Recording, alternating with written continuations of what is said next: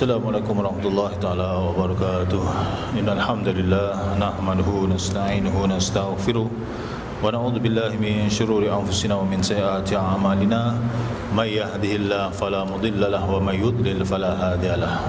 Wassalatu wassalamu ala sayyidina Muhammadin wa ala alihi wa sahbihi ajma'in. Alhamdulillah, kita memanjatkan syukur kepada Allah SWT pada tengah hari ini dapat sama-sama kita melaksanakan solat zuhur berjemaah. Mudah-mudahan Allah SWT memberikan kekuatan dan juga memberikan bimbingannya selamat dunia dan akhirat. Alhamdulillah, diam tak diam kita sudah masuk pada bulan Rejab, di mana bulan Rejab itu sendiri terdapat banyak sekali kebaikan dan peristiwa yang sangat penting dalam kalender Islam. Salah satu syiar dan juga simbol dalam bulan Rejab ni adalah peristiwa Isra dan Mi'raj. Jadi dalam peristiwa Isra dan Mi'raj juga kita sendiri mengetahui termaktub dalam Al-Quranul Karim, di mana Allah Subhanahu Wa Taala sendiri menegaskan tentang bagaimana Allah SWT menjalankan ataupun memberikan anugerah Rasulullah SAW untuk mengapa diberikan Isra, satu kurniaan Allah Subhanahu Wa Taala, di mana peristiwa itu sendiri kita sendiri maklum, kita tahu bahawa sungguhnya peristiwa tersebut adalah peristiwa yang boleh disebut sebagai tahun kesedihan bagi Rasulullah SAW.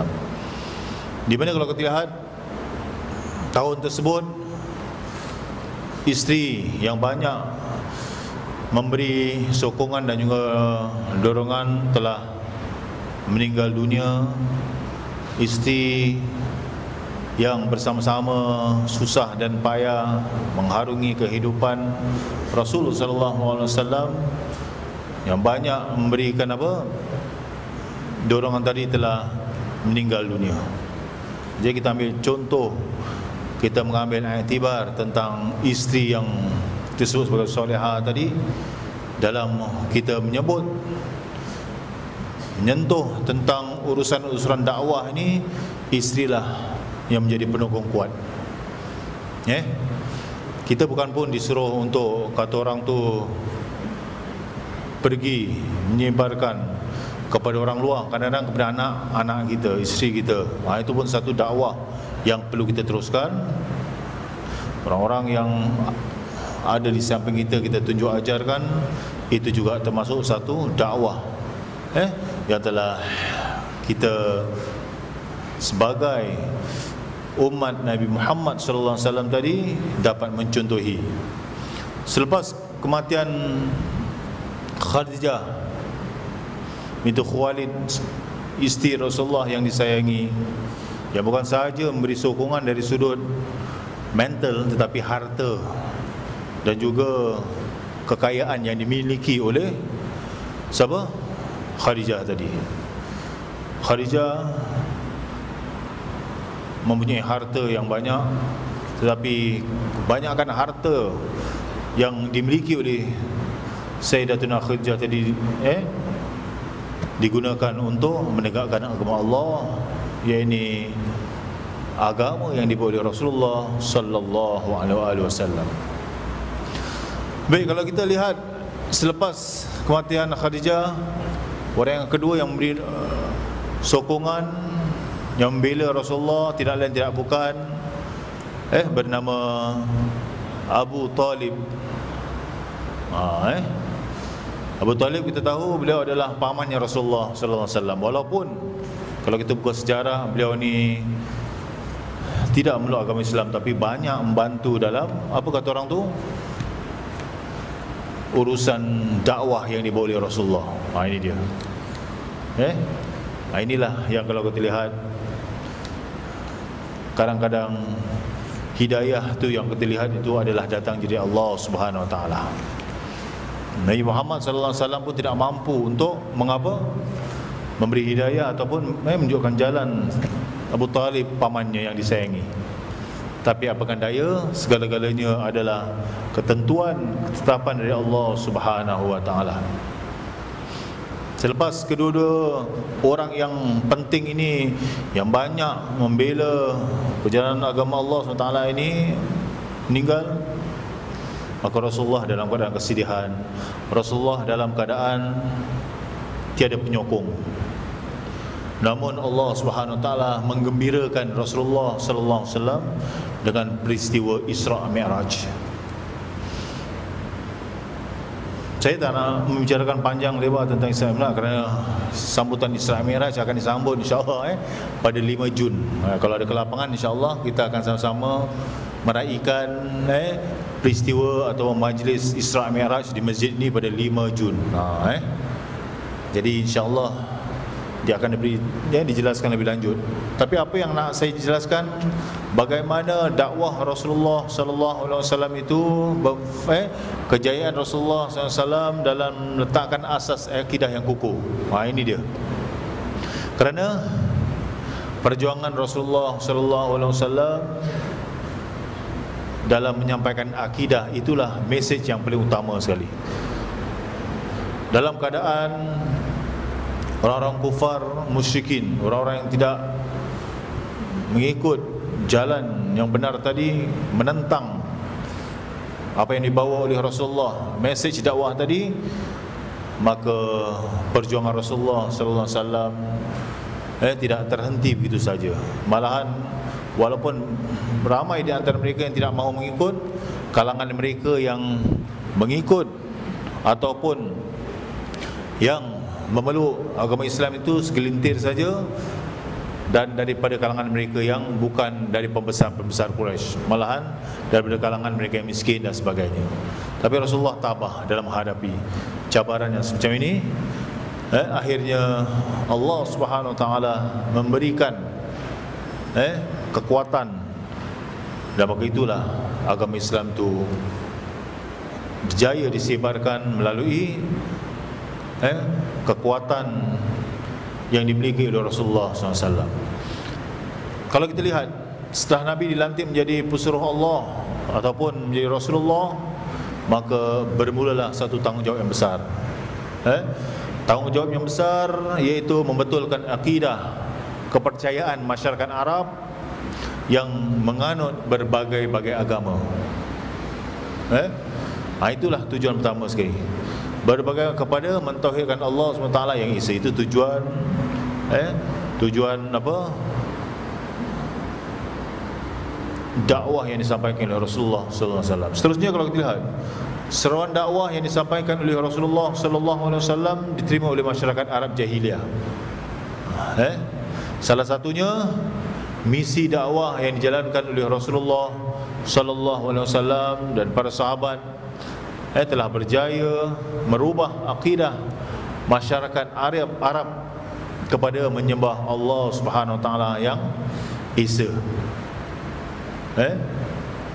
Mereka telah beriman dengan ajaran Allah SWT dengan melakukan kebaikan dan meninggalkan kemungkaran, serta mempercayai adanya hari kiamat. Kita begitu juga.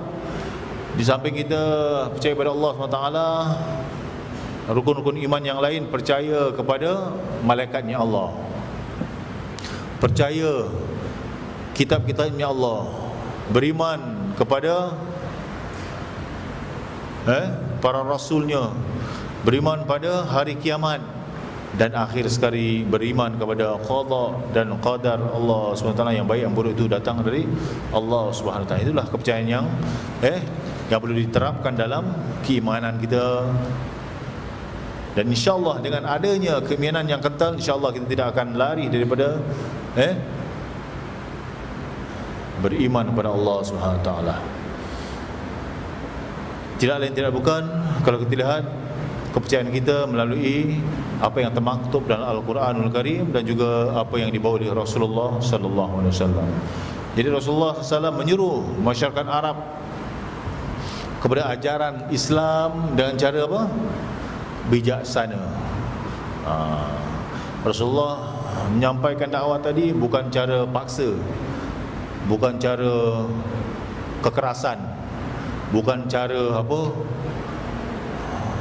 menzalimi dan sebagainya. Tapi Rasulullah menyebarkan agama Islam dengan bijaksana. Pertama sekali memberitahu berita gembira kepada mereka yang beriman kepada Allah Subhanahu Wa Taala, dan juga balasan syurga bagi mereka yang melakukan kebaikan dan mentaati perintah Allah Subhanahu Wa Taala. Itu berita baik.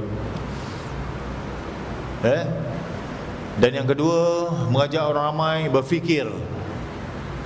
berfikir tentang kejadian alam untuk melihat kekuasaan Allah Subhanahu Wa Taala, Tuhan yang wajib disembah. Jadi sebab itulah kalau kita belajar tentang kita beriman kepada Allah Subhanahu Wa Taala, kita akan diajar tentang wajib,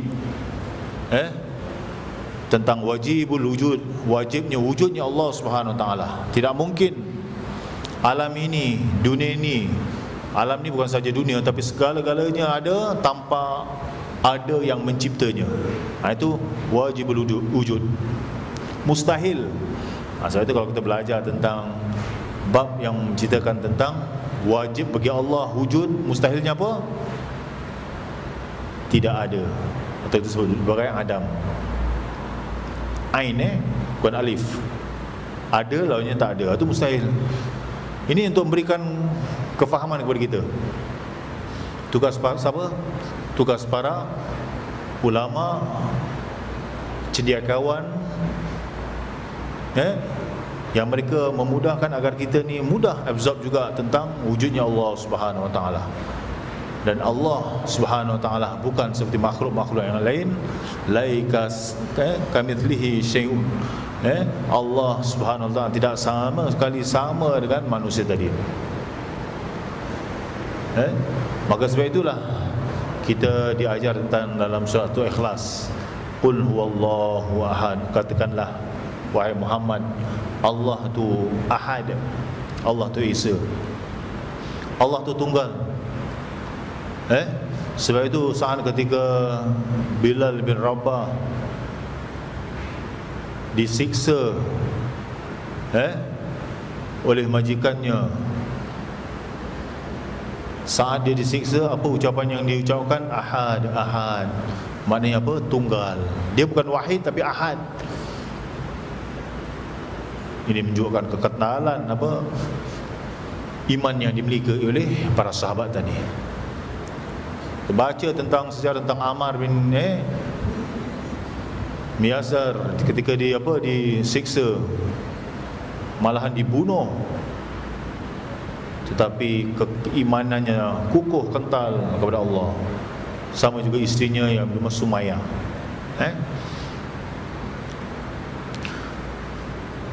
Dan yang kedua, mengajak orang ramai berfikir tentang kejadian alam untuk melihat kekuasaan Allah SWT, Tuhan yang disembahnya. Ini salah satu daripada iman kita kepada Allah SWT. Qul huwallahu ahad, Allahus samad. Allah segala tempat tumpuan dan segala hajat. Lam yalid, dan Allah tidak beranak. Walam yulad, dan juga tidak diberanakkan.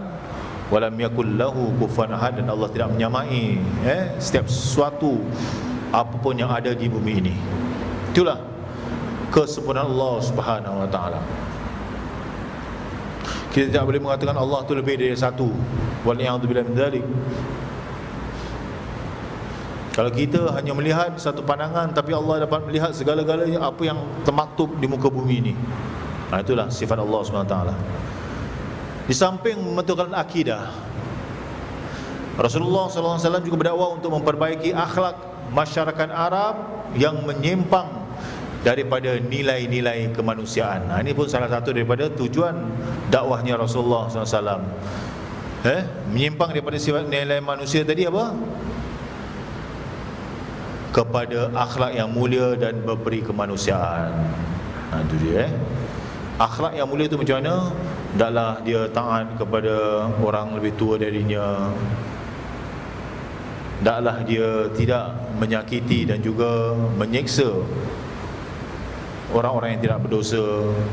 Tidak memperlakukan penganiayaan kepada mereka-mereka yang dalam kesusahan, yang miskin dibela. Inilah satu misi dakwah yang diambil oleh Rasulullah sallallahu alaihi wasallam, dan juga itulah matlamat Rasulullah sallallahu alaihi wasallam. Jadi kalau kita lihat pada peringkat inilah, baginda menerima berbagai ancaman dan tentangan daripada kaum Quraisy. Kerana apa? Kerana mereka, ini orang-orang Quraisy kufar ni, apa yang mereka gemari semua tidak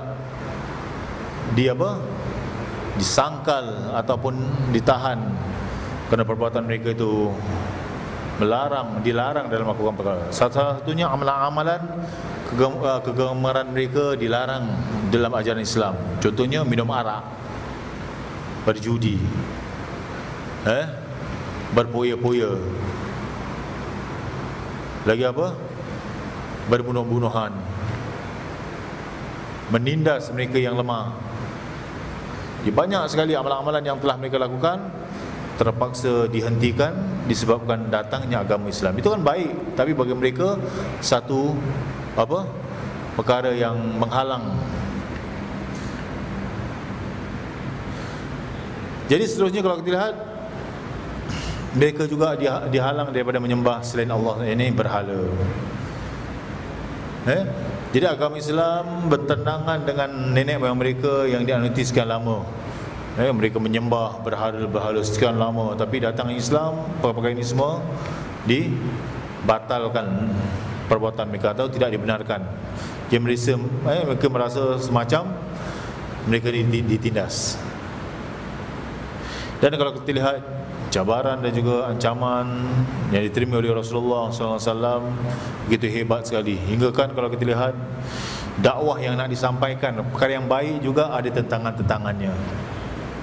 Rumah baginda dibaling dengan tahi unta. Lagi Abu Jahal ni cuba menghempas batu ketika baginda solat di Masjidil Haram. Itu yang berlaku. Tapi dengan kuasa Allah, Allah sentiasa membela dan menjaga Rasulullah, maka Abu Jahal tidak mampu untuk menghempaskan batu yang besar tadi ke atas diri Rasulullah sallallahu alaihi wasallam. Dan pernah satu ketika leher baginda sallallahu alaihi wasallam pernah dicerut dengan serban. Berbekas leher Rasulullah sallallahu alaihi wasallam. Itu pun Rasulullah sabar Pak. Dan baginda diludah dan didustakan kerasulannya, sampai tahap begitu. Itu pun Rasulullah sabar. Kita hari ini tidaklah sehebat apa yang Rasulullah terima. Cuma kadang-kadang kita ni dihina saja, kita tak tunjukkan akhlak yang baik dari Rasulullah sallallahu alaihi wasallam.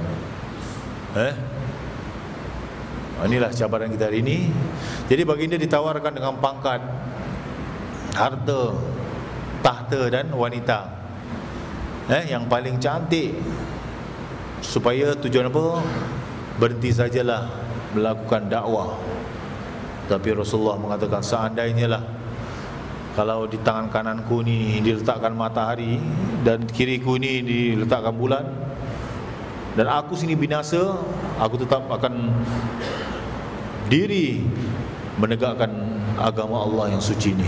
Maknanya akan teruskan dakwahnya dan tidak terhenti disebabkan kerana tawaran-tawaran yang disuruh oleh orang-orang kufar musyrikin tadi.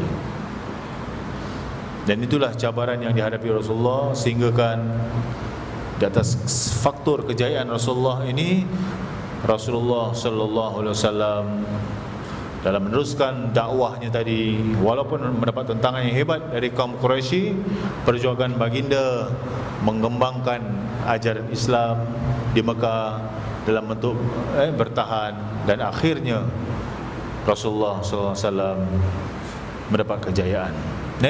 Itu pun di atas sokongan para sahabat. Akhirnya dakwah baginda telah berjaya menarik ramai musyrikin Arab kepada agama Islam.